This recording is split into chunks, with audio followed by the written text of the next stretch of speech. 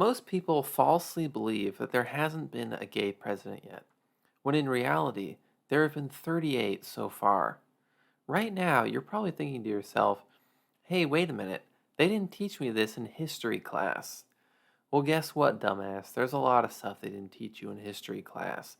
Buckle up, because this is real history class. This is history YouTube videos. And we're going to be counting down the top 10 gay presidents. And if you don't like hard hitting list videos like this, then guess what? You came to the wrong channel, bitch. Coming in at number 10 is Barack Obama, also known as Barack Hussein Obama. Okay, don't think I forgot about that. Most historians, such as myself, believed Obama to be straight until he released his memoir, A Promised Land, in 2020. If you sit down and read the book, which is almost impossible for Zoomers, you will learn that he writes early on in the book, quote, I'm gay. But it's actually a little more complicated than that, because while he was gay, he did not have sex with men. In the later chapters where he discusses his college life, he includes this excerpt from his college journal. Quote, it is simply too hard to get laid as a gay man. Gay men are too prudish and reserved. There's just no way for me to ever have sex with a man. It's over. Homosexuality has fallen. I am going to embrace being an incel, which is a term for involuntary celibate that I have just invented. And so for the rest of his college life, he remained a gay incel, a pioneer, you might say. Then later on, when he was launching his political career, he married Michelle Obama because her father, Robert Obama, was a wealthy oil baron who he knew would fund his political campaigns. Robert Obama gave a young Barack Obama $20, which in today's money is about $80 million.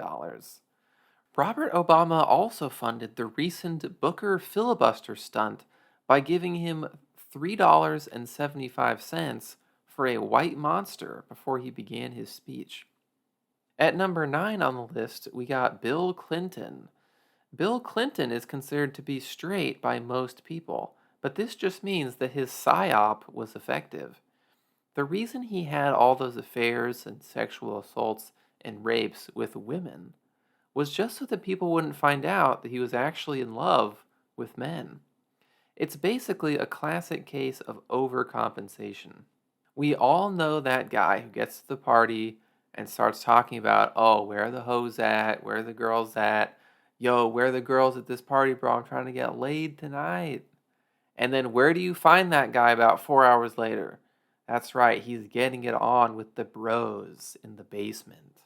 We all know that guy, and I am not just projecting. That's not what I do at all. I'm saying other guys who we all know do that. And if you're thinking to yourself, well, what about Hillary? Wasn't he married to a woman named Hillary Clinton? Well, you just outed yourself as being totally politically clueless. Hillary is a beard, and it's obvious if you think about it for 10 seconds. Think about it. They're not looks matched, they're not charisma matched, and they're not election matched. The whole thing is totally fake. Now, some people did actually realize that Clinton was gay, and they didn't like it because he was president in the 90s, which was a very homophobic time for the country, and for Hawaii and Alaska, which I do not consider to be part of the country.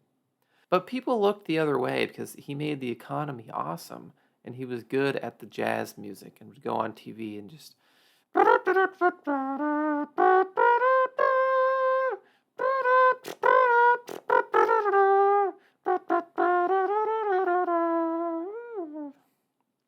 At number 8, we have Ronald Reagan. Conservatives, or conservachuds, as I like to call them, are not going to like this, but yes, Ronald Reagan is number 8. Your first hint that Reagan was gay should have been that before he was a politician, he was a Hollywood actor. And we all know what those people in Hollyweird are getting up to, and they're not too busy telling me to buy a Prius and not throw lithium ion batteries into the river. Most people don't know this, not even people with letterboxd accounts, But the 2005 film Brokeback Mountain is actually a remake of the 1952 film Cruisin' the Loop, which starred Reagan as a character named the Cruiser. Because this was back when Hollywood was still under the Hays Code, the film could not be explicitly homosexual, but they used visual metaphors and cinematographic techniques to hint at the film's true gay nature. In 2018, film archivists discovered a lost scene that wasn't included in the final release, where Reagan's character slaps another man on the ass, which in 1952 would have been punishable by a 6-month jail sentence without cigarettes. Number 7 is George W. Bush. You don't hear too much about him these days, but he was also a switch hitter. Historically speaking, this is also why he did 9/11. Historically speaking, of course, because this was like 24 years ago. And yes, 24 years is history and is old. Sorry to the 24-year-olds watching this, but you are old. You are unk status now. You will never be cool, and you will never be a cool 16-year-old like I am in real life. Anyway, many of Bush's gay lovers were banding together and telling Bush that unless he came out of the White House closet and became his authentic self, they were going to push him out. Bush told them that he wanted to talk to all of them at the same time and work out some kind of deal. So he told them to meet him in the World Trade Center on September 11th, 2001. Now, we can't say for certain that this is why the towers fell, but the timing is very suspicious to say the least. I'm not saying we know for sure, but it's just suspicious. That's all I'm saying. Is that crazy? Is that a crazy thing to say? No, I don't think so. Given the government's track record on other things? No, I don't think it's crazy. Bush's dad, H.W. Bush, seems gayer, but was actually one of the few straight presidents. That's just a bonus fact I'm throwing in here. Number 6 is Hamilton, one of the earliest presidents, one of the first to ever do it. One of the big complaints about the Hamilton musical is that it's incredibly corny, 80s style rap that feels like it belongs in a Sesame Street segment where something is being explained to children via song.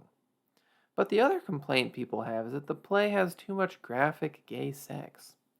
What these critics don't realize is that the play actually doesn't have nearly enough graphic gay sex.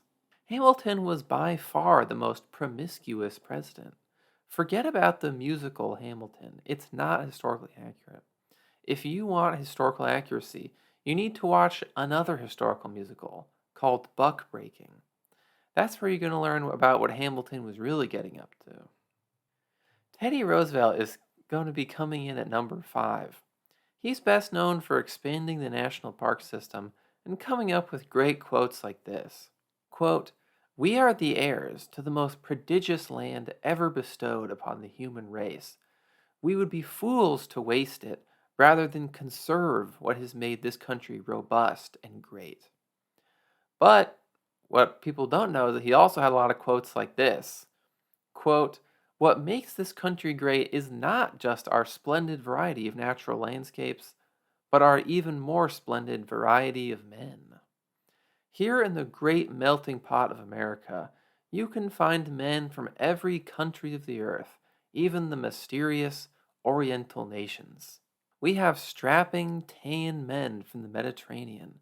We have tall, fair-skinned men from the northern countries. We have fiery, passionate fellows from the Emerald Isle. I could continue to list all manner of men for hours, but I do have to return to my speech here that I'm making about the importance of regulating Standard Oil. Suffice to say that in this country we have no dearth of beautiful men, and that is our true greatest natural resource, not the gay national parks. And this is the year 1907, so gay means happy, by the way. I don't have to explain that to you, because this is a speech that I'm giving in 1907, and this is a direct quote from me, President Teddy Roosevelt. Unquote. Then at number 5, we have Teddy's cousin, FDR. Some might say it ran in the family. Others would say that FDR wasn't running at all because he had polio, but that didn't stop him from having gay sex. FDR got the name the New Deal from the arrangement that he had with his wife, Eleanor Roosevelt. It was a deal that allowed them both to be happy, and it was new in the sense that there had never been that many men in the White House before. He basically said, "Hey Eleanor, I've got an idea for a new deal for our marriage. A deal where I get to have sex with men." At number 4, we have Eisenhower. Here's a real picture of him. And here's a real picture of Truman. I really like his presidential portrait. In modeling, this is called smize, which is smiling with your eyes instead of your mouth. And he invented that. Just look at that. He looks like he's about to laugh, but also like he's kind of judging you, like he thinks what you just said was kind of stupid. I like Millard Fillmore's portrait too because he kind of looks like Alec Baldwin, like a slightly fatter, old-timey Alec Baldwin, and I just enjoy that. And the last four on the list are Taft, Washington, Kennedy, Biden, Trump.